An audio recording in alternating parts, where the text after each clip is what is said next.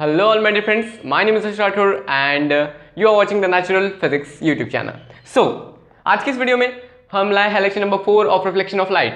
तो ये class 9th का लेक्चर है और important for class 10th and 8 also.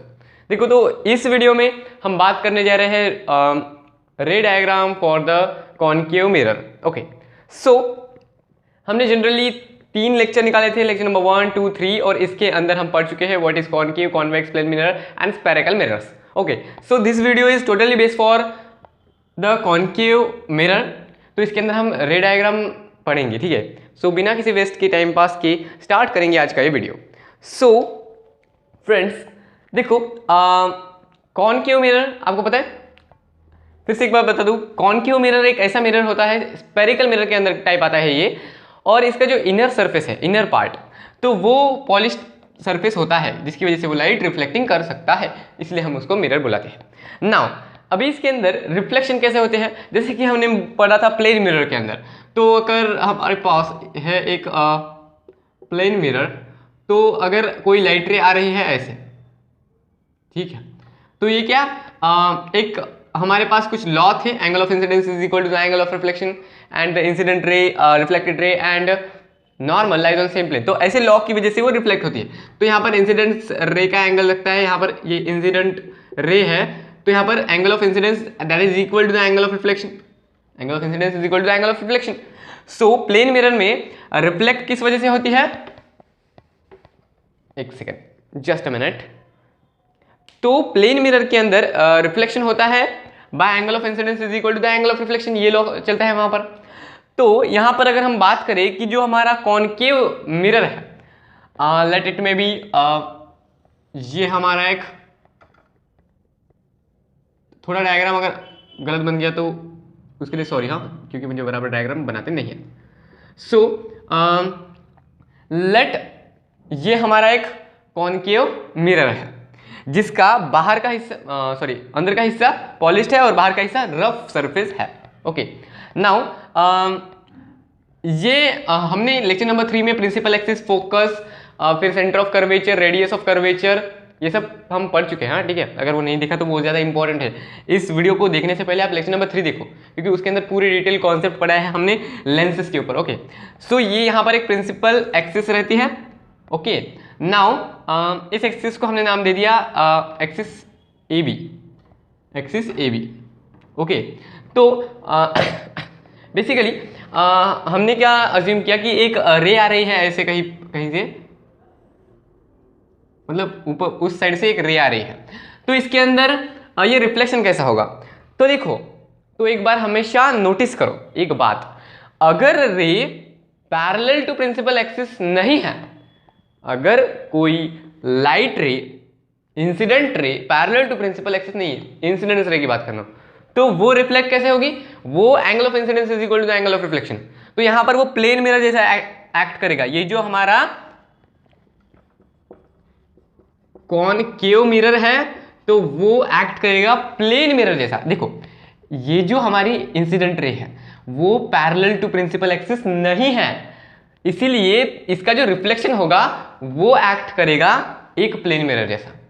तो यहां पर अगर हम ड्रॉ करें एक नॉर्मल जो कि परपेंडिकुलर टू द मिरर होती है, तो ये हमारा होगा एंगल आई। ओके, ये हमारा, ये जो, ठीक है, angle I that is equal to angle R. Okay, so ये हमारी एक रे है, तो angle I is equal to angle R. तो ऐसे हम रिफ्लेक्ट हो सकते, जैसे कि अगर मैं बोलूं कि QP हमारी एक रे है जो कि है इंसिडेंट, तो हमारी PR जो है वो एक रिफ्लेक्टेड रे है, तो इसके बीच में ये जो बन रहे हैं एंगल, तो ये इक्वल होंगे एंगल I। तो यहाँ पर एक नाम दे दिया, इस नॉर्मल को हमने नाम दे दिया S। ओके, तो देखो QPS that is equal to SPR, what is angle में इक्वल है, लेंथ का नहीं बोल रहा मैं, एंगल का बोल रहा हूँ। तो angle I, angle of incidence is equal to the angle of reflection. अगर रे पैरेलल टू प्रिंसिपल नहीं आई, प्रिंसिपल एक्सिस से पैरेलल नहीं हुई, तो ये वहां पर रूल चलेगा, ठीक है। सो ये बहुत बेसिक था, इसके बाद पढ़ेंगे। नाउ अभी इसमें इमेज फॉर्मेशन होती कैसे है, ये बहुत बेसिक था, इसके बाद थोड़ा हार्ड कॉन्सेप्ट आएगा, और वो भी पढ़ेंगे। देखो भाई एक यहाँ पर एक्सपेरिमेंट दिया है बुक के अंदर। तो क्या था कि एक लाइट रे थी, शायद एक कमरा था, तो उसके अंदर हमारे पास एक कॉन्केव मिरर था। यहाँ पर एक कॉन्केव मिरर था, ओके। तो प्रॉपर नहीं मैंने बनाया, ठीक है। तो यहाँ से कहीं से लाइट आ रही है, यहाँ से कहीं से लाइट आ रही है, और फिर हमने देखा कि भाई लाइट एक्चुअल में इसमें फॉल हो रही है, तो इमेज क्या हमेशा आईने के अंदर दिखती है, कोई मिरर के अंदर दिखती है इमेज। तो यहाँ पर इमेज तो नहीं दिख रही, तो इन्होंने क्या किया कि एक आई थिंक सो इट में भी द पेपर, यहाँ पर कुछ एक पेपर रखा, पेपर की शीट रखी, तो उस शीट पे वो रे पूरा डाइवर्ज होती है क्या, वो इमेज दिखती है क्या उस लाइट रे की, तो वो कोशिश की वहाँ पर।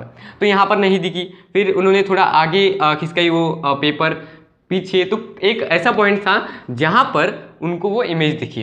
तो वो एक ऐसा एक्सपेरिमेंट है, बट यहाँ पर वो एक्सपेरिमेंट हम डिटेल में नहीं पढ़ेंगे क्योंकि वो एक्सपेरिमेंट उतना काम का नहीं है। बट वो एक्सपेरिमेंट है आपको समझाने के लिए कि एक्चुअल में वो लाइट रे कैसे करती है। तो हम डायरेक्टली स्टार्ट करेंगे by the drawing the diagrams, okay. So पहले हमें 3 रूल्स पता होने चाहिए किसी भी रे को ड्रॉ करने के लिए। कोई भी अगर हमें डायग्राम ड्रॉ करना है कॉन्केव मिरर का, तो हमें ये 3 रूल पता होने चाहिए। The first rule is, okay, rule number 1,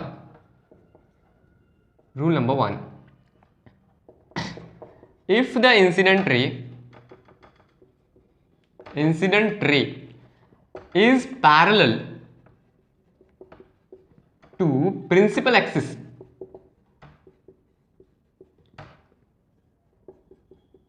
then the reflected ray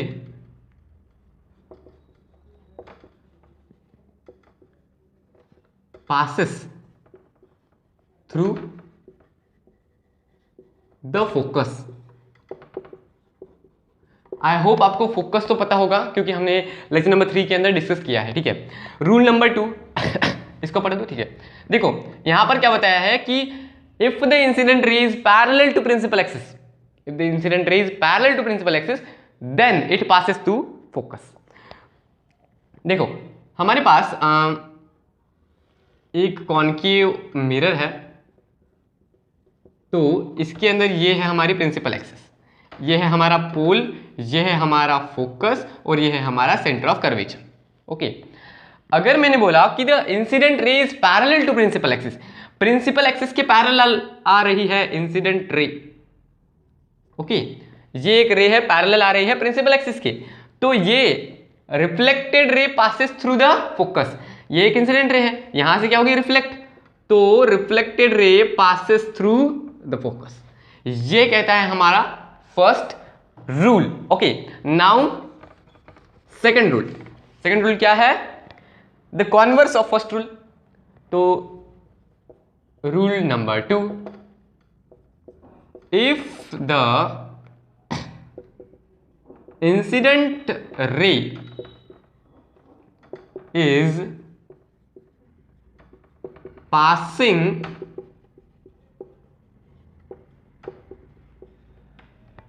if the incident ray is passing through the focus,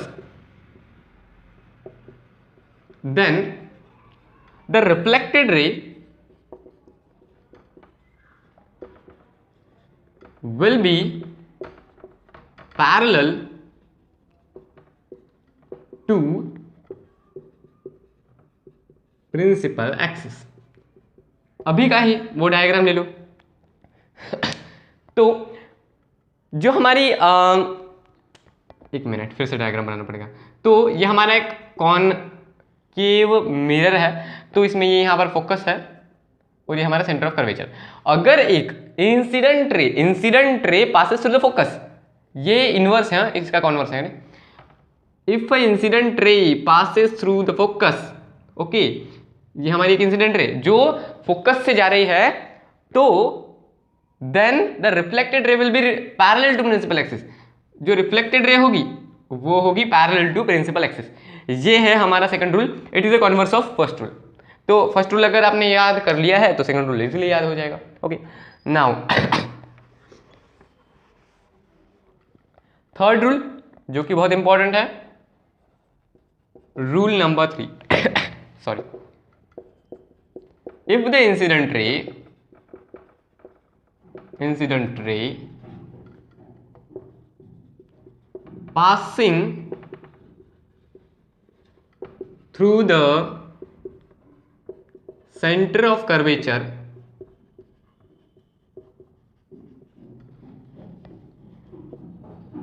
then if the incident ray is passing through the center of curvature, then the reflected ray will bounce back to its original position. Then the reflected ray will bounce or will what is that, will bounce back भी है, पर reflected ray traces the same path back, ऐसे हो सकता, will traces the same path back. देखो, अगर कोई incident ray centre of curvature से जा रही है मिरर के पास, तो मिरर उसको सेंटर ऑफ कर्वेचर से ही रिफ्लेक्ट करेगा. देखो यहां पर अगर मेरे पास है ये एक छोटा सा कॉनकेव मिरर, यहां पर है हमारा फोकस, यहां पर है हमारा सेंटर ऑफ कर्वेचर. एक रे जा रही है जो कि कुछ ऐसी है, ओके. तो ये हमारी एक इंसिडेंट रे है. तो अगर सेंटर ऑफ कर्वेचर से हमारी रे जा रही है, वो भी इंसिडेंट होनी चाहिए, इंसिडेंट रे जा रही है, इसका मतलब है कि ये जो हमारा मिरर है तो वो इसको रिफ्लेक्ट कर देगा उसी डायरेक्शन में जहां से वो इंसिडेंट रे आई थी. Traces the same path back, उस रे को उसी डायरेक्शन में फिर से मतलब बाउंस बैक कर देगी. तो ये थे हमारे 3 लॉ. आई होप आपको ये यहां तक समझ में आया होगा. ठीक है, आई होप ये वीडियो बहुत लंबा होगा. ठीक है, नाउ अभी हम ड्रॉ करेंगे कुछ diagram that will be related to the concave mirror. तो हमारा first I think so it may be the, हाँ, आपके पास अगर अभी टेक्स्ट बुक है तो 122 पेज निकालो, तो वहाँ पर image form by concave mirror, तो यहाँ पर एक टेबल दिया है, उसके अंदर पोजीशन ऑफ ऑब्जेक्ट दी है. तो उसके पोजीशन से हम निकाल सकते हैं what will be the image formation of that object. Now हमारे पास फर्स्ट क्वेश्चन है the position of object between pole and focus. Between pole and focus, position of object between pole and focus, one second ना, okay इस side से, हाँ, position of object, position of object between pole and focus. तो ये हमारा mirror, ये यहाँ पर हो गया हमारा पोल, ये हमारा हो गया फोकस, ये हमारा सेंटर ऑफ कर्वेचर. क्या बताया object, position of object between pole and focus. Pole, what is the pole, this is the pole, and focus, इसके बीच में कहीं पर एक ऑब्जेक्ट है. तो हमने एक रैंडमली एक एरो ले लिया ऑब्जेक्ट के लिए, randomly just choose the arrow. तो अभी हम फर्स्ट रूल यहाँ पर देखो, यहाँ पर हम कैसे निकाल सकते हैं, हम यहाँ पर देख सकते हैं कि भाई यहाँ पर कौन से रूल चल सकते हैं, मतलब यहाँ पर कौन से रूल लगते हैं, तो वही हम देखेंगे. तो देखो यहाँ पर क्या फर्स्ट रूल लग सकता है हमारा, क्या हमारा यहाँ पर फर्स्ट रूल लग सकता है. तो बिल्कुल देखो first rule, what is the first rule, if the incident ray is parallel to principal axis then it passes to focus. So हम एक इंसिडेंट रे यहाँ से ड्रॉ करेंगे, ओके. तो ये हमारी इंसिडेंट रे है, ये कहाँ से जाएगी, फोकस से, but it is okay focus से,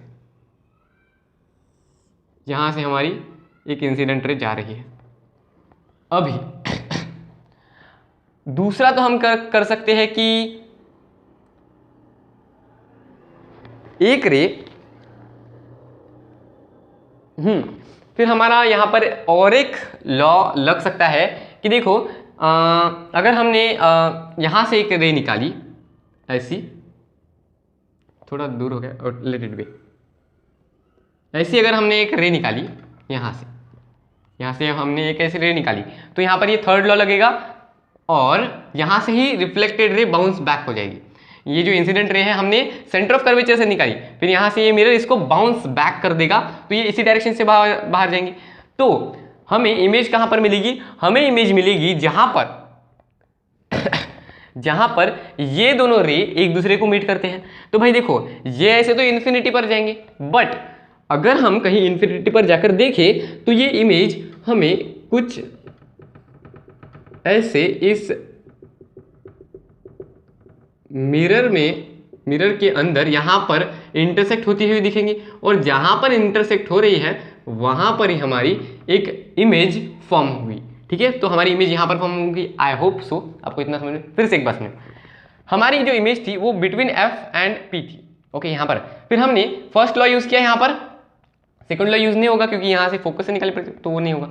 तो ये हमने फर्स्ट लॉ निकाला, यहाँ पर पैरेलल टू प्रिंसिपल एक्सिस किया एक रे जो कि फोकस के अंदर से गई। Okay, now we will use the third law, that is if the incident ray passes through the center, if the incident ray passes through the center, it traces its same path back।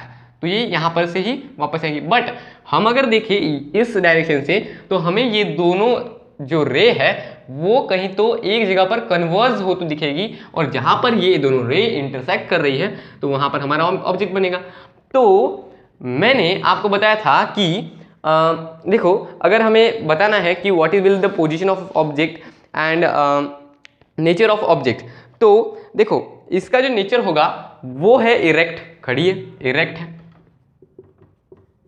दूसरा क्या हो सकता है कि देखो ये एक virtual image है। क्यों? Virtual image is image which is form inside the mirror. ठीक है, मिरर के अंदर फॉर्म होती है। इसको रियलिटी में कोई दो रे इंटरसेक्ट हो रही है कि नहीं, बस हमने सिर्फ अज्यूम किया कि भाई यहां पर हो सकती है। ठीक है, तो ये क्या हुआ, एक वर्चुअल इमेज है। दूसरा क्या है, ये जो हमारी साइज थी इससे ये बहुत बड़ी साइज है, तो हम बोल सकते हैं कि ये मैग्नीफाइड इमेज है। और क्या हो सकता है, ये एक मैग्नीफाइड इमेज है, और ये फॉर्म कहां पर हो रही है? It form behind the mirror, behind the mirror. Okay, यहाँ इतने होते हैं। तो देखो ये एक प्रॉपर वे में लिख लो कि इसका नेचर क्या है, इरेक्ट, वर्चुअल, रियल, मैग्नीफाइड। तो ये सॉरी, तो ये सब आपको लिखना पड़ेगा। ठीक है, तो नेक्स्ट क्वेश्चन की तरफ बढ़े। तो फ्रेंड्स, हमारा सेकंड क्वेश्चन है कि अगर ऑब्जेक्ट फोकस पे है तो उसका रे डायग्राम कैसा होगा। तो लेट हम एक निकालेंगे,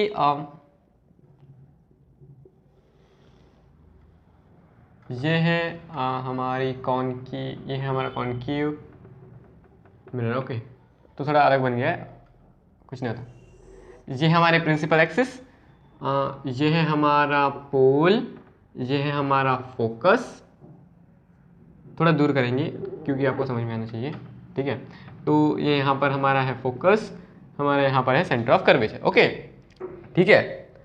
अभी हाँ, क्या है, ऑब्जेक्ट एट फोकस, फोकस पे हमारा ऑब्जेक्ट है, तो हमारा ऑब्जेक्ट हुआ यहाँ पर। ओके, नाउ हम हमेशा एक फर्स्ट रूल यूज करेंगे, मैक्सिमम फर्स्ट रूल तो यूज होता ही है।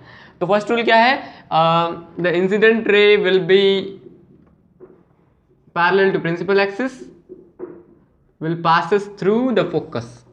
ठीक है, फोकस से जा रही है। सेकंड, यहां पर क्या दूसरा रूल हो सकता है, सेंटर से जाएगी। क्या ये सेंटर से जाएगी? नो, देखो सेंटर से जाएगी। देखो फर्स्ट हमारा रूल है कि एक parallel to principal axis. Second क्या है कि हम अगर इंसिडेंट रे फोकस से निकाल रहे हैं, यहां पर फोकस से नहीं निकाल सकते। ठीक है, तो हमारी दूसरी हो सकती है कि देखो यहां पर अगर हम सेंटर से निकालें, सेंटर ऑफ कर्वेचर, तो ये कुछ ऐसी होगी। आई थिंक सो यहां से ऐसी कोई एक लाइन आएगी, ये ऐसी, और ये पहले जैसा ही है, ये पहले जैसा ही है, बट आपको लग रहा होगा कि भाई यहाँ पर कहीं पर ऐसा डॉट डॉट करके एक लाइन यहाँ पर फॉर्म होगी। नहीं, ये क्या है, यहाँ पर एक चीज देखो कि ये जो हमारी इंसिडेंट रे और रिफ्लेक्टेड रे है, तो ये दोनों एक दूसरे से पैरेलल है। पैरेलल है, मुझसे बराबर निकली नहीं, बट एक्चुअल में आप अगर स्केल से निकलोगे तो ये दोनों पैरेलल निकलेगी। और अगर ये दोनों रे पैरेलल है तो ये दोनों रे जा रही है इन्फिनिटी पर जा रही है। और अगर ये रे इन्फिनिटी पर जा रही है तो इन्फिनिटी पर इमेज ऑब्टेन होगी, और वो इमेज एक रियल इमेज होगी। रियल इमेज का मतलब है कि एक ऐसी इमेज जो मिरर के बाहर फॉर्म होती है और उसको देखने के लिए स्क्रीन की आवश्यकता होती है। तो ये इन्फिनिटी पर जाएगी, और इन्फिनिटी पर अगर हम कोई स्क्रीन रखें तो वहां पर हमें दिखेगी। तो इसका नेचर जो है तो वो है रियल इमेज है। ओके, साइज क्या हो सकता है? देखो भाई, ये हमने रे क्या निकाली है, उसका हेड निकाला है, मतलब इसका हेड बहुत नीचे जा रहा है, इसका पैर यहां पर ही रहेगा, ठीक है। तो हेड ऐसा नीचे जा रहा है इन्फिनिटी फॉर्म में, मतलब ये बहुत ज्यादा बड़ी रहेगी, तो वेरी लार्ज या हाईली मैग्नीफाइड लिख सकते हो। वेरी लार्ज लिखूंगा मैं यहां पर। हाँ, size that will be the very large. Now position of image, position that will be equal to at infinity। Okay, उसके बाद पोजीशन ऑफ इमेज जो होगी वो इन्फिनिटी पे होगी। उसके बाद ठीक है, इतना ही है। और ये हमारी इन्वर्टेड है। लेट्स तो क्वेश्चन नंबर 3 के ऊपर बढ़ेंगे। आई होप यहाँ तक आपको क्लियर हुआ होगा, ठीक है फ्रेंड्स। वीडियो थोड़ा लंबा हो रहा है, इस वजह से मैं इस वीडियो को यहाँ पर स्टॉप करूँगा, और बाकी के जो भी रेड डिज़ाइन है तो वो हम अगले वीडियो में लाने की कोशिश करेंगे। Okay, so thanks for this video, and if you like this video then subscribe this channel and share this video to your friends. Thank you.